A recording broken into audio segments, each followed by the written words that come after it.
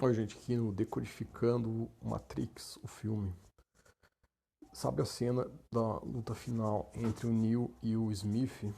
É interessante que no diálogo deles, o Smith, ele fala, é um cara que antes dessa luta, né, ele fala muito do propósito, que ele era um software, ele vivia em função de um propósito, uma função que ele tinha, né? E depois até ele fica meio surtado que quando o propósito dele é removido, que ele se sente tipo assim, descartável, né? Ou descartado, ou as duas coisas ao mesmo tempo. E a neura dele é essa questão aí de ter um propósito, né? Tá lutando com o Neo e é até interessante que o Neo tá apanhando, tá sendo esfolado, né, pelo Smith. Acho que vocês vão lembrar dessa cena, que ele vai pro chão e volta, acho que ele vai voltando várias vezes, né? Não desiste, né? Ele é bem persistente, né? Incansável, né? É até o Smith, ele fica putaço, né? Ele fala pro Neil, né? Ele fala assim, por que, senhor Anderson? Por quê? Por que, que você insiste? Por que, que você fica nessa? Por que não desiste logo, né? Tá apanhando, apanhando. Aí, o que, que o Neil fala? Porque eu escolho, ou porque eu posso escolher. Querendo dizer que ele, mesmo diante da situação adversa, né? Ele tem o poder do arbítrio, né? Ele tem o livre-arbítrio. Ele pode escolher. E o que move ele a lutar é essa liberdade que ele tem de escolha, né? Então ele escolhe lutar, porque ele pode escolher. Daí ele dá ênfase para essa questão que ele não é um software com uma função fixa, né? Ele é livre, ele tem esse poder, né, de escolher. Ainda que a situação dele é bem adversa, né, cara? O cara ele olha pelo lado brilhante da coisa, a única coisa de positivo que tem, tá apanhando lá, mas tá impossível vencer a luta, mas ele pode escolher, né? Ele gosta dessa parte, que ele é livre para escolher. A minha decodificação é assim, como é uma luta, é um embate, dá a impressão que é propósito versus livre-arbítrio. E a minha decodificação, que é a minha interpretação pessoal, é que é uma pegadinha isso daí. Porque ambas as coisas são importantes para um homem. É legal você sacar que você tem livre-arbítrio. Olha, eu não vou pegar o dicionário, eu tô com preguiça, cara. Minha semana foi boa, assim, mas eu tô cansado, sei lá, tem semanas que mesmo tudo correndo bem, você fica meio cansado, meu. Eu tô com preguiça, cara, de abrir o dicionário e ler, mas vocês podem fazer isso por vocês mesmos. Pega a definição de livre-arbítrio, para vocês verem que o livre-arbítrio é um fato, né? Livre-arbítrio nada mais é do que significa que você pode arbitrar, você pode escolher.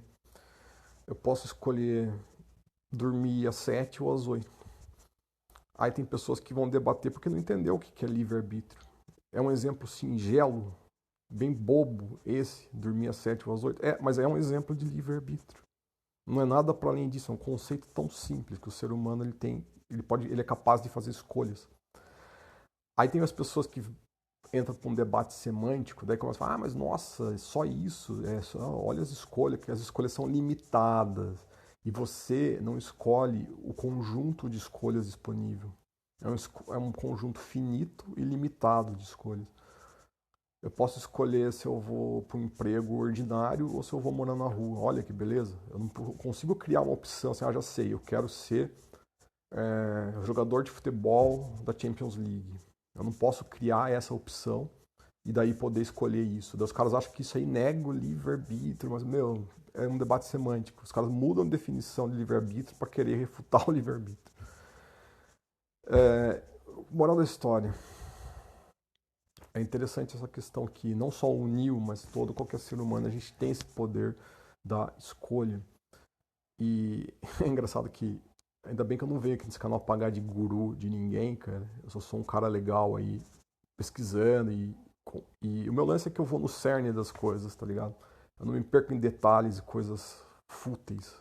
Uns debates, coisinhas triviais e fúteis e detalhes que não vai. Você pode ficar anos, horas debatendo, mas e daí? Chegou numa conclusão, não chegou? O que mudou na tua vida?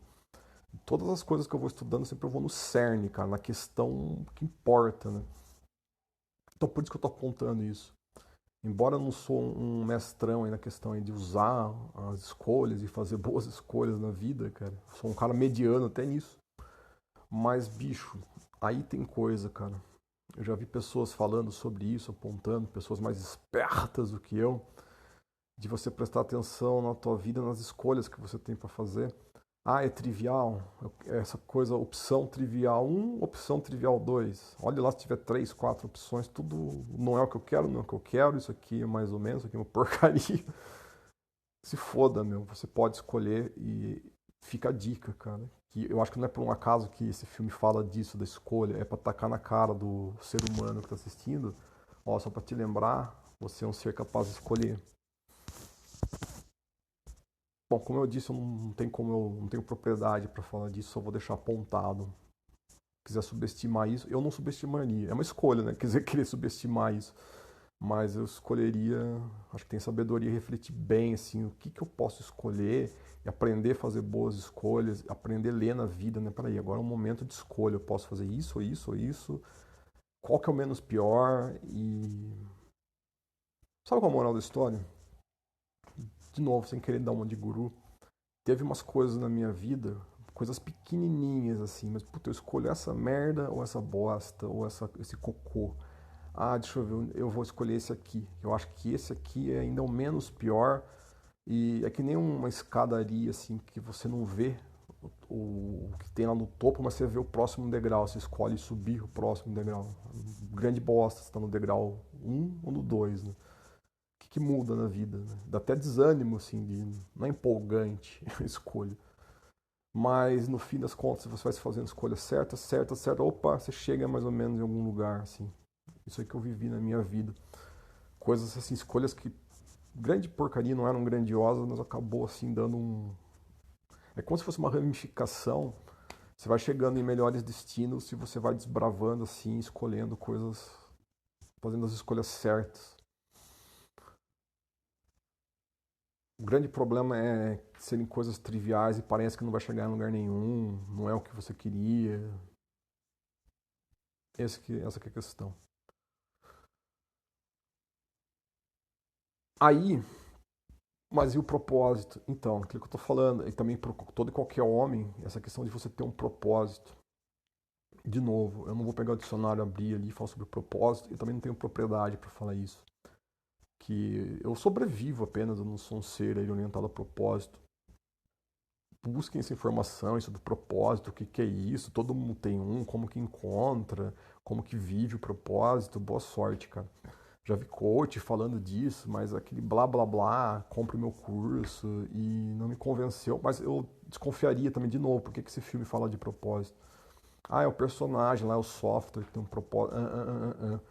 Acho que de novo é para dar uma pista para quem está assistindo, você é um ser humano, talvez você tenha um propósito. Talvez se você encontrar isso e orbitar e viver em função desse propósito, talvez as coisas, a vida faça mais sentido. Ou talvez você se sinta mais satisfeito, talvez você seja feliz, talvez você conquiste coisas, sei lá. Talvez seja uma, uma, uma pista essa questão do propósito, entendeu? Então, eu não sou guruzão aí para falar de propósito, não tenho propriedade, mas o que eu consegui, né, como um cara mediano, objetivo, meio parecido, né? Mas eu percebo que você viver uma vida onde você traça objetivos torna a vida muito mais lidável e isso eu consigo até explicar. Eu vi aí, eu não sei se foi um livro, foi um repórter, ouvi alguém falando, explicando aí que no campo de concentração lá do, do nazismo, as pessoas que sobreviveram ao campo de concentração, eles foram entrevistar os sobreviventes. Daí eles descobriram uma coisa em comum, que todos os que sobreviveram tinham. Propósito ou objetivo. Eles tinham um desejo muito grande de fazer algo fora. Era tipo assim, sobreviveu o cara que ele tava lá naquela merda de situação, mas ele disse para ele mesmo, eu vou voltar ainda para minha casa. Sei lá, o cara morava num sítio, lá tinha uma casinha.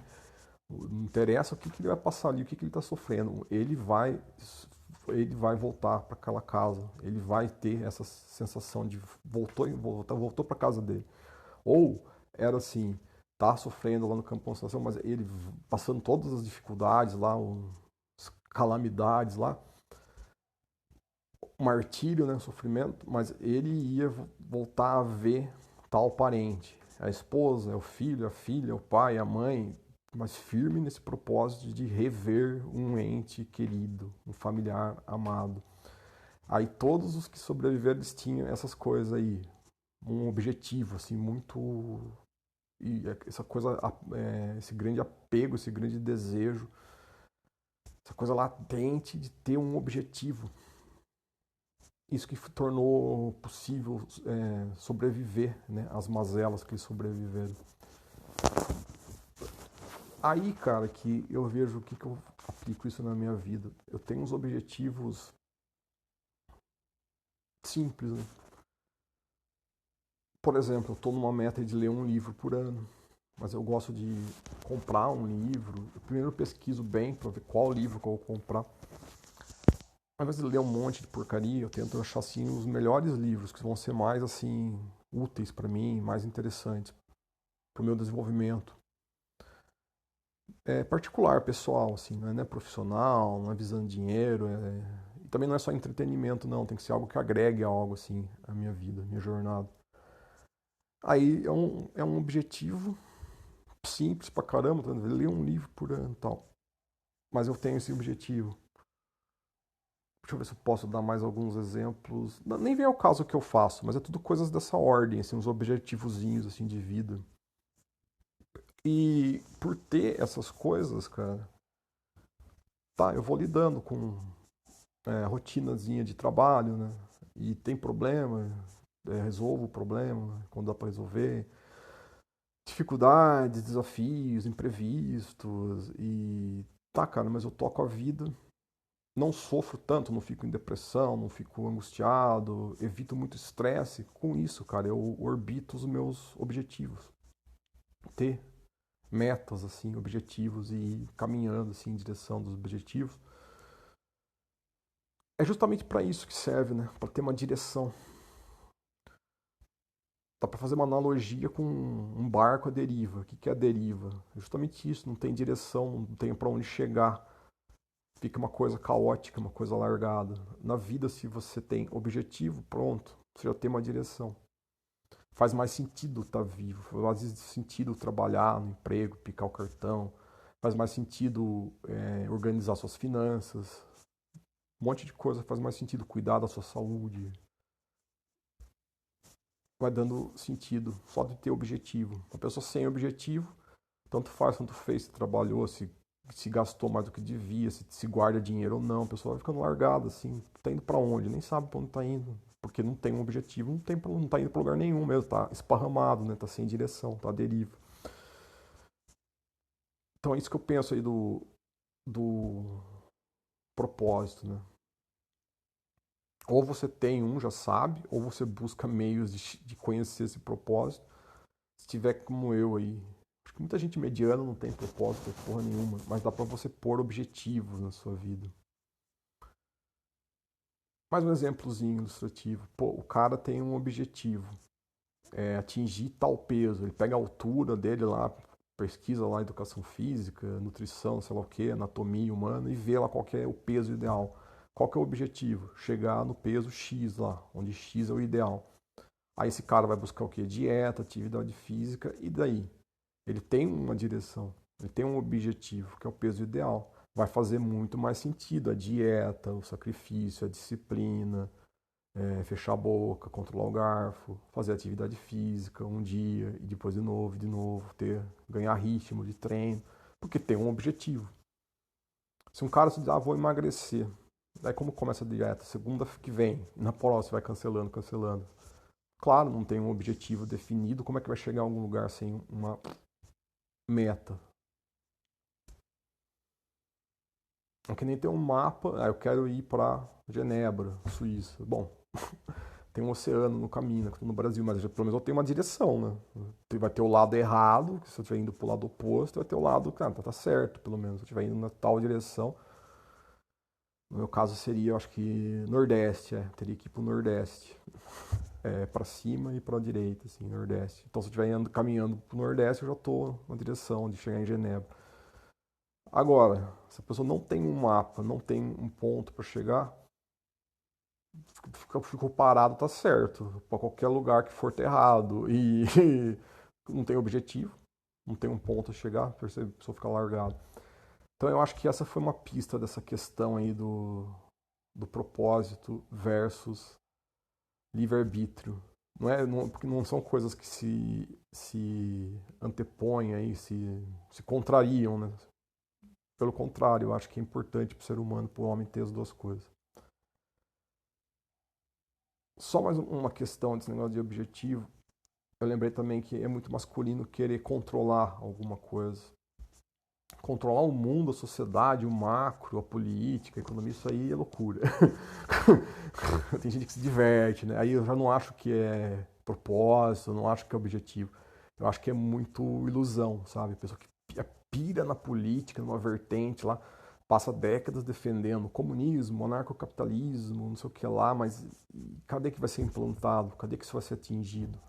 É uma coisa assim, é só pra pessoa ficar iludida, né, com uma coisa inalcançável, assim, e fica lá, né, alimentando isso. Sei lá, eu acho que é uma coisa ilusória.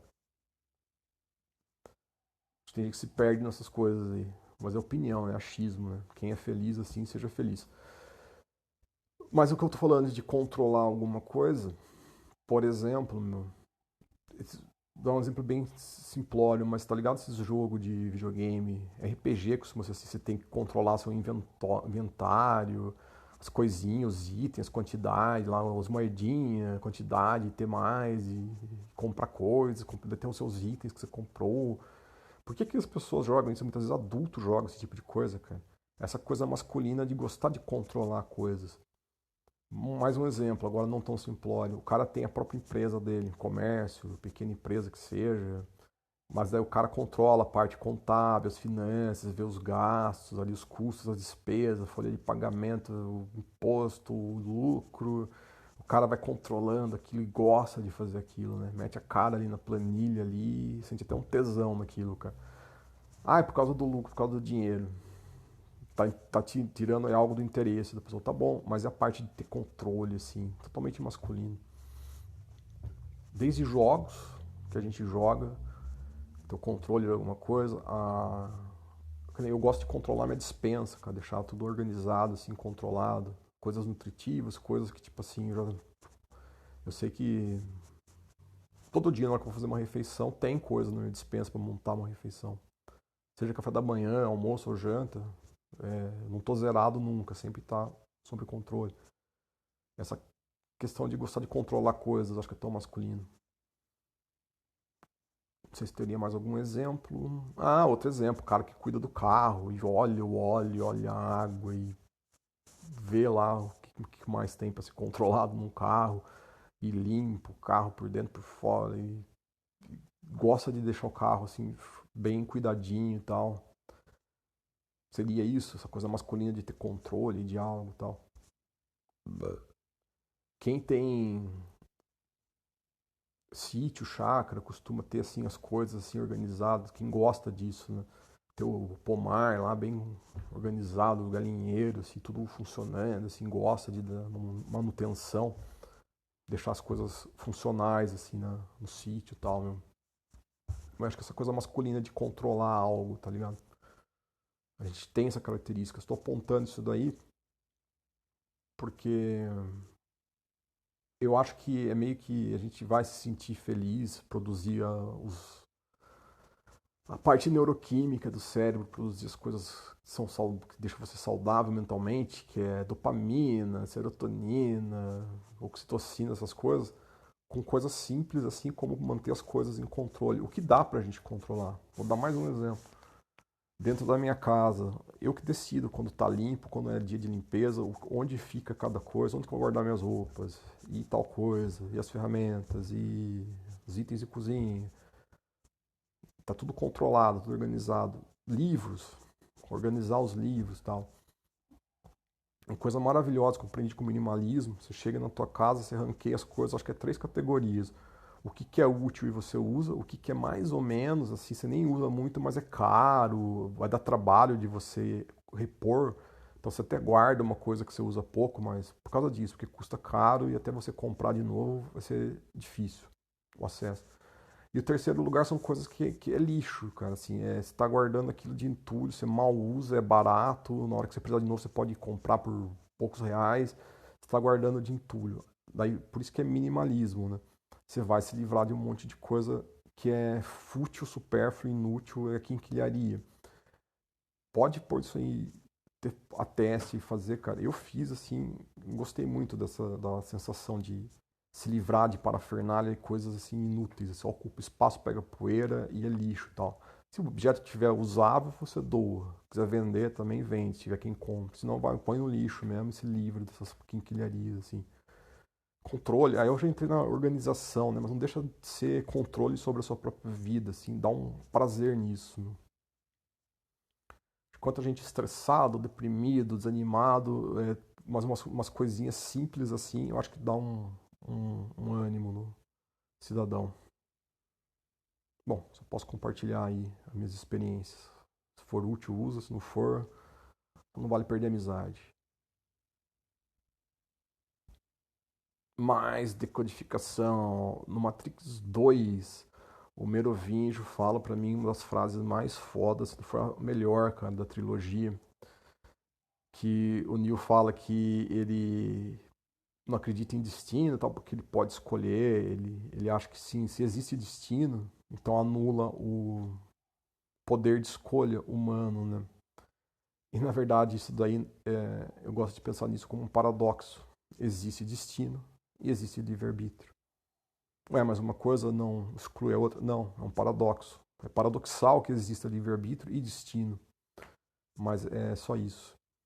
Bônus, Hermes Trismegisto, o Tote, né, o Atlântico. Ele diz no Caibalion que para as dimensões superiores todos os paradoxos são reconciliáveis.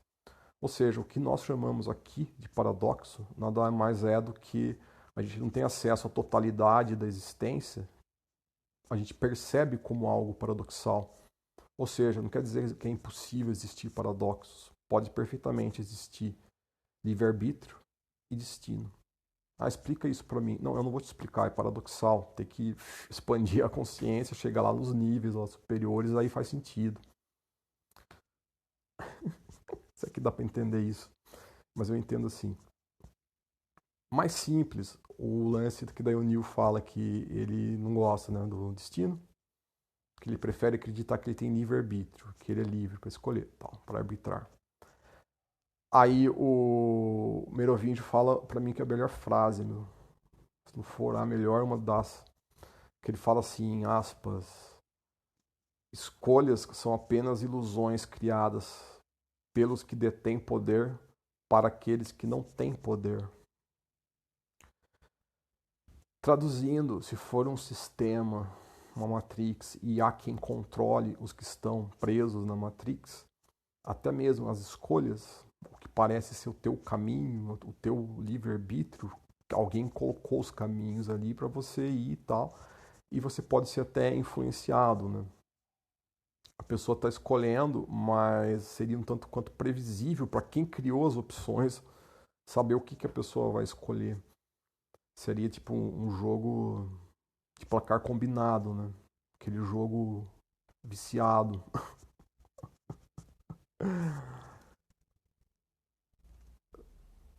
Mas aí é pra quebrar a cabeça, né? Se é pegadinha do filme ou se é uma indireta, cara. Vou tentar explicar.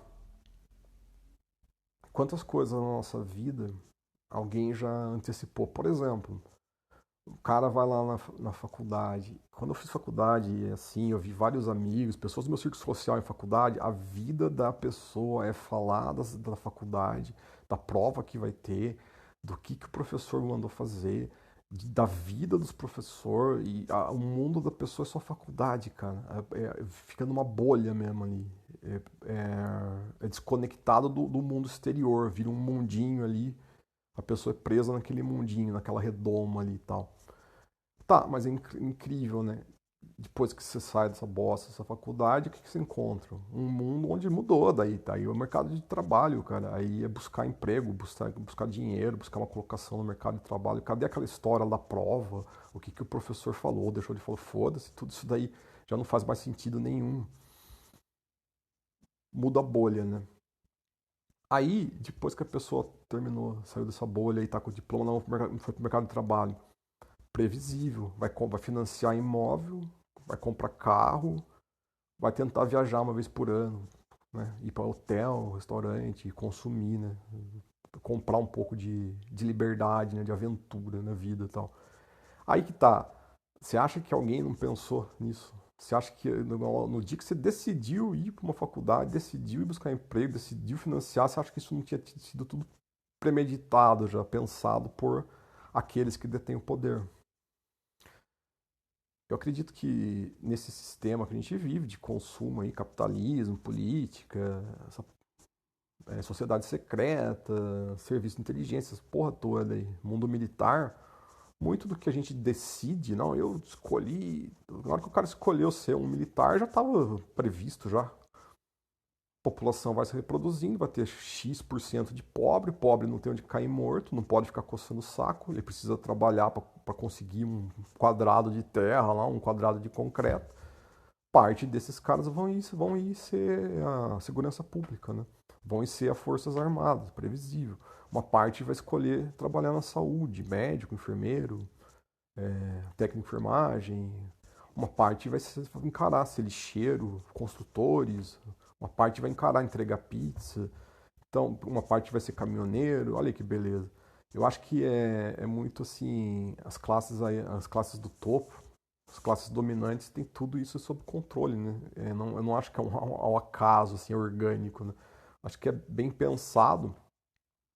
Consegue ver isso que eu estou falando? Que, tipo assim, da perspectiva do indivíduo, ele é livre, ele faz o que quer, ele não é um escravo, né? Não é um servo, ele é livre. Né? Da perspectiva de quem moldou a estrutura social, os estratos sociais, as funções e tal, os órgãos do governo, como funciona o sistema, em todas as suas partes, né? Quem moldou isso aí, quem desenhou isso aí, já previu tudo isso aí, o que os indivíduos fariam, né?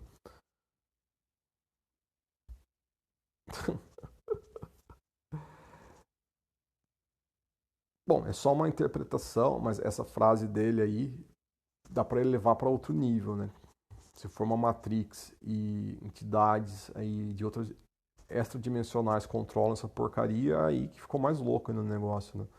O indivíduo achando que escolheu, encontrou o caminho sagrado, o caminho para ascensão, e daí?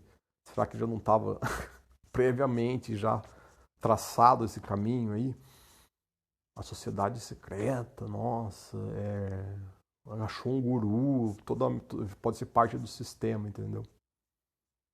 Pensamento bem difícil de lidar, mas só uma hipótese, tá?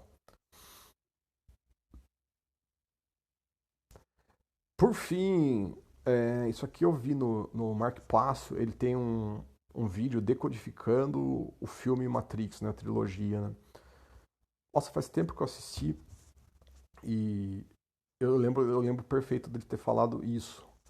Foi até o final da palestra dele, marcou bem na minha mente, na minha memória, que ele fala assim que a última frase, acho, do filme, nesse diálogo do arquiteto com a oráculo, o arquiteto ele diz assim: aqueles que tiverem vontade de sair, sairão.